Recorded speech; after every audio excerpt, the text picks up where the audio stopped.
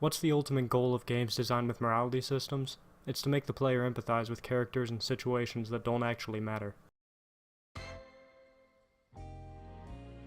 I'm sure we've all been playing a game like this, and then for kicks decided to quick save, murder all our companions, and then quick load to negate the consequences. Prey acknowledges this disconnect from reality with its plot and themes. From here on out there's going to be in-game spoilers for Prey, which may very well be the best game of the past decade. Choose wisely. When Morgan wakes up to find Talos 1 overrun with Typhon, their first main goal is to get into their office and watch a video recorded by their past self. After a bit of runaround from Alex, Morgan sees the end of the video, where it's revealed that this version of Morgan intends to destroy Talos 1 in the event of a Typhon outbreak. This seems like a logical enough conclusion. After all, if only one Typhon cell makes it to Earth, humanity is seemingly finished. If Morgan intends to listen to their past self and destroy Talos 1, then they must also eradicate everyone on board who used a neuromod, as they contain Typhon matter. Fortunately for this version of Morgan, the TranStar board of directors already has a system in place to do this. All of the escape pods are fake, probably including Alex's, but it's never made clear, and on top of that, TranStar sends a mercenary, Dahl, to override all of Talos 1's security functions and completely wipe out the remaining personnel. Assuming the player believes in this task, the only remaining question is, how humanely do I murder these people? They're essentially given two broad options here. Give them a moment of hope before destroying the station, or kill them all to keep them out of your way while you destroy the station. Of course, most players will probably deal with individual groups of survivors on a case-by-case basis, as they're given way more options than just these two. Disregarding the alternatives to destroying Talos, seeing the results of these decisions is the true reason for the Talos 1 simulation. As you know if you watch the post-credit sequence, all the events of Prey take place in a simulation monitored by Alex, and you've been playing as a Typhon Phantom made to run the simulation. The purpose of the experiment is to test the activation of mirror neurons that have been implanted in your Typhon mind.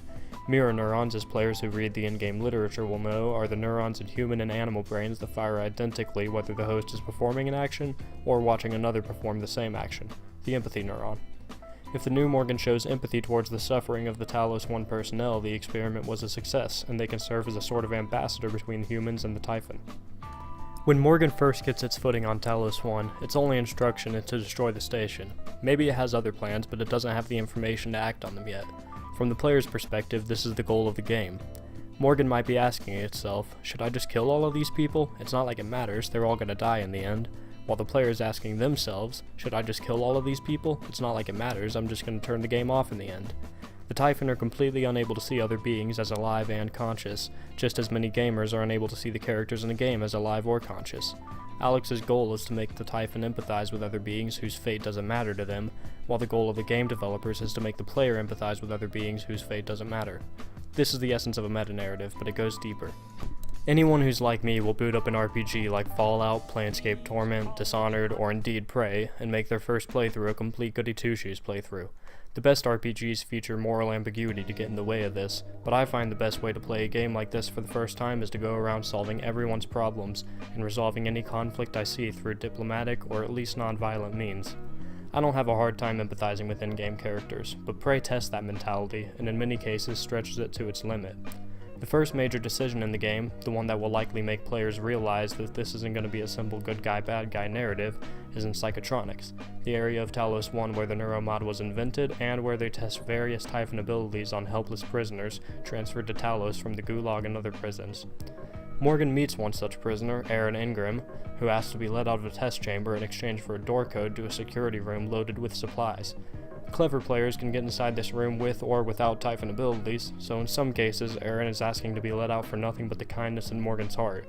Morgan can pull up Aaron's criminal record on a terminal, where it's revealed he was imprisoned for solicitation of a minor, kidnapping, human trafficking, drug dealing, and impersonation. Aaron insists that the record's been inflated, but it's now up to Morgan to decide to either kill him with the experiment, leave him locked up, or to let him out.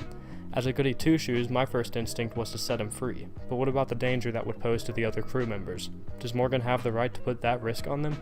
Will Morgan put its empathy for the man in front of it above its empathy for the rest of the crew? Later on in the game, in the crew quarters, Morgan is confronted with a cafeteria full of mind-controlled humans. The only way to reliably save them is to kill the telepath responsible and use the stun gun on any humans it sends to suicide bomb. The chef, however, has a different approach. He holes up in the kitchen and kills every mind control victim that gets close. Very observant players will notice that the chef isn't the man that's heard in the chef's audio logs, and that the real chef's body, along with several others, are in the walk-in freezer behind the kitchen. However, the only way to get into the freezer to the bodies is to do whatever the imposter says. He sends Morgan to the chef's quarters to grab a trophy he claims is valuable to him, telling the player to ignore the flickering lights on the way. Keen players will know that he's trying to send Morgan into an area with a phantom, as flickering lights are a telltale sign, but Morgan might still want to get into that kitchen. Players who don't realize anything's wrong will get the trophy, bring it to chef, and then be coerced to walking into the freezer. Clearly this is another trap, and the imposter chef escapes. More keen players will get the trophy, take note of more clues in the chef's room indicating that that man isn't the chef, and then disable him before going into the freezer. I chose to knock him out with the stun gun and restrain him with the glue cannon, making sure of course to leave him with food. Inside the freezer is the body of the real chef, along with Abigail Foy, the girlfriend of Danielle Sho. Her body has an audio log detailing how to contact Daniel. The imposter chef managed to escape, placing booby traps all over Talos. I eventually contacted Danielle, who asked me to make sure I kill the chef, and gave me the information I need to track him, revealing that he was an escaped Psychotronics test patient. I refused to kill him, knowing full well he was a major threat to the crew, and I can't say for certain if that was the morally just choice, but just as with Aaron Ingram, the game was testing my morals against my empathy, adding depth to a perfect goody two-shoes run that isn't found in many games. The last example of moral ambiguity I'll draw on here is a quiet, subtle moment in the captain's loft on the Talos 1 bridge. Morgan finds a terminal indicating that a shuttle will be arriving at Earth in 10 minutes, and an audio log detailing that the shuttle left Talos a half hour before the first alarms of the Typhon outbreak were set off. Morgan must decide whether to detonate the scuttle charges on board, or let it and its passengers land safely on Earth. With no way of knowing whether those passengers had neuromods or even a mimic on board, Morgan has to weigh the risk of Earth being infected against the lives of some of the only people in a position to survive the incident. The decision has no bearing on the larger story or the ending, and its consequences exist only in the player's mind. Returning to the topic of the game's meta-narrative, it's revealed at the end of the empathic playthrough that Earth has already been overrun by the Typhon. The mirror neuron experiments, to me, seem to be a dying breath from humanity, hoping to exchange total annihilation by the Typhon for mere assimilation or even coexistence. The reveal that the game's events have already transpired, and that Morgan has been in a simulation, is where the game first draws attention to its meta-narrative, caring for what doesn't matter. This is furthered by two facts: that Earth is already infected no matter what measures Morgan took in the simulation, and that even if the real Morgan completely destroyed all Typhon matter aboard Talos with the prototype nullwave device, the Typhon would still attack Earth next. This is assured because of one thing: the coral. It's indicated throughout the game that the Typhon can interface with foreign electronics by the technopaths, and when Morgan reaches deep storage, the main data hub for Talos 1, it sees that this area has more coral in it than any other part of the ship this early in the outbreak. This is because, as confirmed later through scanning the coral, it serves as a neural network for the Typhon. The reason it's so prominent in deep storage is because the Typhon are learning all about humanity by interfacing with all the data there. Even if we assume the Typhon can't simply see Earth from Talos, they would almost definitely find all the information needed to locate it from these databanks.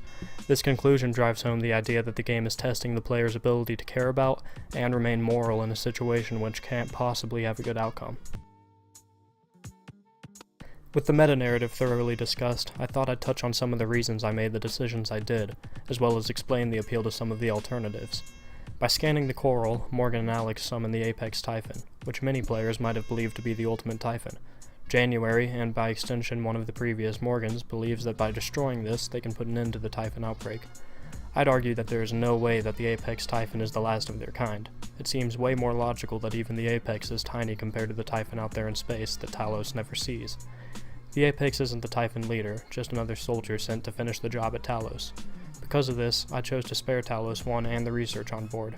My reasoning being that if humanity is definitely going to be attacked next, their only hope of possibly resisting would be the research already conducted and the neuromod.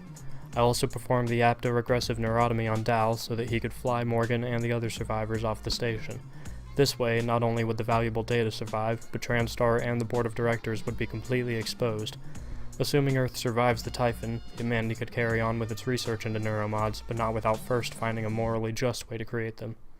The downside of this is that even if the neuromods are made in completely safe ways, and no more humans or Typhon have to be sacrificed, the neuromod would still be incredibly expensive, creating more opportunities for the rich and destroying opportunity entirely for the poor. I think in the end, assuming humanity survives, this would lead to a greater good, moving humanity further into a utopian state, but not without generations of conflict between classes. Ultimately, with the inherent moral issues of neuromods theoretically dealt with, the decision is between ease of evolution and potential for a permanent golden age at the cost of temporarily furthering classism, and life staying largely the same as it was before, classism intact.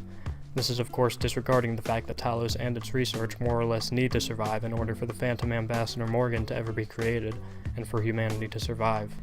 The only truly preferable solution would be for the Typhon to have never been discovered, and the neuromod never created.